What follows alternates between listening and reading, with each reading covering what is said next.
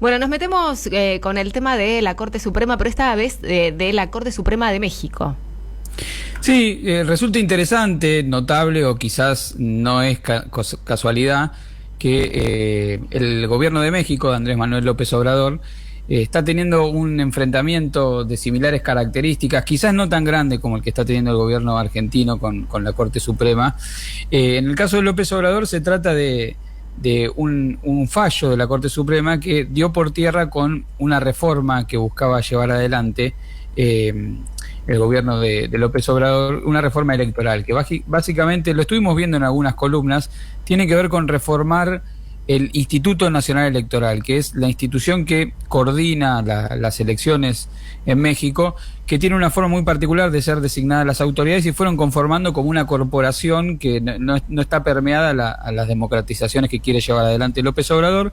Se votaron reformas electorales en el Congreso de México y lo que fue un fallo de la Corte Suprema que dio por tierra con esa reforma.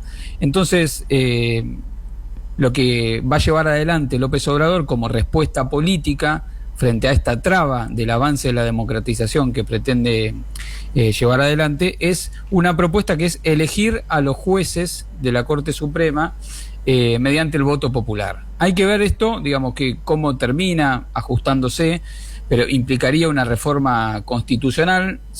Hay que saber que en México las reformas constitucionales, a diferencia de la Argentina, se pueden hacer por enmiendas, pequeñas enmiendas que requieren una mayoría agravada del Congreso para poderlas hacer. López Obrador, antes de terminar su mandato, tiene 3 reformas electorales en agenda. Esta sería una de las más importantes. Pero lo que importa quizás es entender políticamente esta misma sistema de trabas, como la Corte Suprema también en México se fue oponiendo a muchas medidas que intentó llevar adelante López Obrador. Es muy recordada su oposición a que México pudiera, por ejemplo, salir a comprar vacunas en el extranjero durante la pandemia y otras medidas que fue trabando la Corte Suprema, pero tenemos un pequeño, muy breve audio de López Obrador para escuchar cómo caracteriza él la situación del Poder Judicial y ponernos a pensar que podría haber sido dicho por cualquier político del Frente de Todos en la Argentina. A ver si tenemos ese audio. A ver. Bueno, si no, les adelanto, te tiro la frase. Yo pensaba que podíamos mejorar el Poder Judicial, pero no, está podrido. Hay que llevar a cabo una reforma. Y pues no puede el Ejecutivo y no debe, tiene que ser el pueblo, tiene que ser con el método democrático y que se abra un debate sobre esto. Que la gente sea la que decida si se elige a los ministros y también, después de un tiempo, a magistrados y después a jueces. Hacer una buena una buena propuesta de reforma constitucional, porque si no, van a seguir los problemas. Así lo decía López Obrador en una de las características mañaneras que él tiene, que donde lleva adelante mensajes por una especie de cadena nacional donde fija la posición del gobierno sobre cada uno de los temas. A ver si ahora escuchamos la parte final, la síntesis política que él hacía sobre la situación de la Corte Suprema. No tiene remedio el Poder Judicial, está podrido, están actuando de manera facciosa. Bien, clarito me parece que era López Obrador respecto de los mismos problemas que existen en la Argentina, cuando la Corte Suprema, que fue construida en términos políticos en una etapa anterior, aparece un gobierno que busca transformaciones y es validado por los votos, de hecho es electo políticamente para llevar adelante esas transformaciones. En el caso de México quizás muestra más voluntad para esas transformaciones que las que quizás está mostrando el gobierno argentino, pero aún así recibe la traba por parte de la Corte Suprema. Pero la respuesta política de López Obrador es insistir con la reforma electoral que la Corte Suprema dio de baja, pero además ir por más y establecer o ir por una reforma constitucional para que los jueces también sean electos democráticamente. Fede, nos metemos ahora con lo que está sucediendo en Medio Oriente. Sí, quería hacer un breve comentario sobre la situación. Quizás no hablamos de Medio Oriente siempre cuando hay un conflicto, ¿no? Cuando hay alguna invasión, lo asociamos a la situación de guerra, porque históricamente fue un enclave de la presencia, sobre todo imperial norteamericana, también en su momento las distintas potencias europeas, producto de los recursos naturales que existen en Medio Oriente, fundamentalmente el petróleo. La geopolítica de Medio Oriente estuvo signada por una serie de conflictos, pero de un tiempo a esta parte, de la mano de China apareciendo como un actor político con cada vez más presencia en el escenario internacional, empieza a establecerse una especie de rearmado político para que haya estabilidad. La semana pasada se produjo la reapertura de las representaciones diplomáticas de Irán en Arabia Saudita. Recuerden que lo mencionó Cristina en su discurso en la Ciudad de La Plata, cuando se lanzó la escuela justicialista Néstor Kirchner, cuando dijo, si ustedes ven que hay un iraní de un lado y un saudita del otro y un chino en el medio, es que algo en el mundo está cambiando. Y efectivamente, la presencia de China en el mundo para lograr este marco de acuerdo entre históricos rivales que estaban enfrentados como Irán y Arabia Saudita fue determinante. El domingo, la Liga Árabe readmitió como miembro a Siria tras 12 años de haberlo suspendido. Y ayer se anunció que Arabia Saudita y Siria también restablecerán los lazos diplomáticos. Esto es un hito en el proceso de distensión que se está produciendo en Medio Oriente.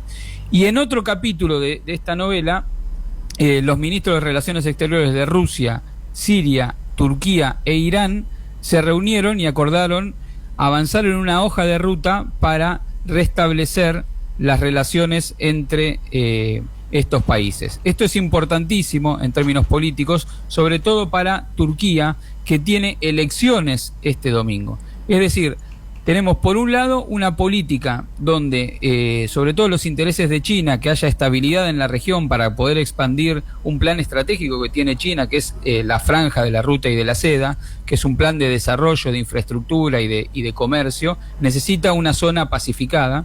Pero como contrapartida a este avance de la estabilización en la situación de Medio Oriente, tenemos lo que está sucediendo entre Israel y Palestina.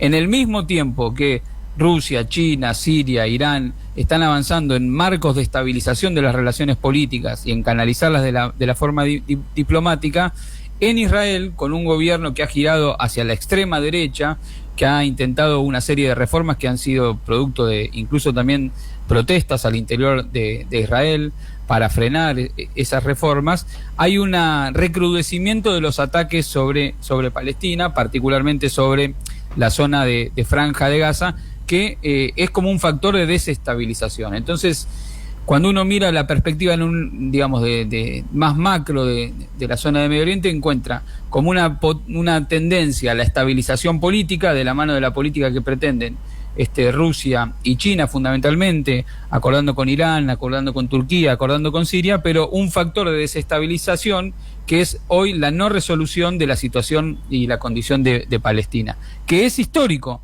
pero que en un contexto donde la región parece girar hacia una estabilidad política y hacia una búsqueda de la paz, hoy es el factor de mayor desestabilización la política de Israel sobre Palestina y el no reconocimiento de la soberanía del pueblo palestino en estas horas. Así que es un tema a anotar, a tener en cuenta, porque pasó de ser un factor de búsqueda y promoción de la paz y del desarrollo en Medio Oriente a ser el factor de desestabilización, la política exterior israelí que ha girado hacia la extrema derecha.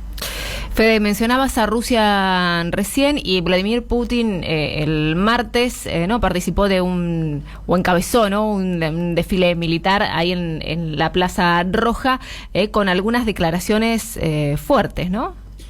Sí, importante porque fue la reaparición de Putin después de lo que había sido el ataque con drones que se había perpetrado sobre el Kremlin. Recuerdan que Rusia acusó a Ucrania de haber estado detrás de ese ataque. Bueno, las imágenes circularon bastante donde se veía esta situación. Fue la presencia de Putin en lo que es el aniversario de la victoria del ejército soviético sobre los nazis en la Segunda Guerra Mundial, y ahí Putin intentó mostrar fortaleza y declaró que la ambición sin límites, la arrogancia y la permisividad de Occidente van a desembocar inevitablemente en la tragedia que representa la guerra en Ucrania. Un gesto de fortaleza de Putin, que hizo un despliegue militar, quizás no tan grande como otras veces, en el marco de operativo de seguridad muy grande para proteger justamente la vida del propio Putin después de lo que habían sido estos ataques de drones sobre el Kremlin. Y la pregunta que se abre es si va a continuar cronificándose este conflicto o si hay posibilidades para por lo menos ir desescalando poco a poco esto. Ahí hay algunos anuncios por parte del Vaticano, fundamentalmente quien está a cargo de las relaciones exteriores del Vaticano, que es Parolin. Quizás pueda haber algunas novedades. Bueno, se espera la posibilidad de, en esta guerra que parece avanzar cada vez más en un nivel de confrontación mayor, si hay alguna posibilidad para los intentos de diálogo política que tanto el Vaticano como Lula, como China están buscando también. Fede, la seguimos el sábado. En realidad el sábado te escuchamos. El sábado en Diálogo Internacional, sí, el programa que conduce Atilio Boroni y Telma Luzani, vamos a hablar de estos temas y de uno importante que quedó en el tintero, que es que se abrió el juicio político contra el presidente de Ecuador, Guillermo Lasso, por temas de corrupción. Vamos a ver cómo sigue esa situación y si logra sostenerse en el gobierno. Fede, muchas gracias.